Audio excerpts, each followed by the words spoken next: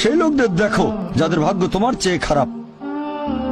সেই সব লোককে দেখো না যারা তোমার চেয়ে বেশি ভাগ্যবান। তা না হলে তোমরা আল্লাহ তাআলাকে স্মরণ করায় অবহেলা করতে পারো, তা না হলে প্রতিপালকের প্রতি অকৃতজ্ঞ হয়ে যেতে পারো।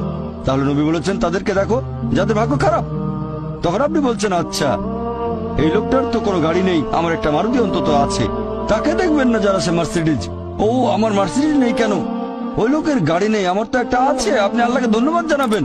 যখন মার্সিডিজ গাড়ির মালিকের সাথে নিজেকে তুলনা করবেন, ও আমার কেন মার্সিডিজ গাড়ি দিলেন না? তাদেরকে দেখবেন যাদের ভাগ্য খারাপ।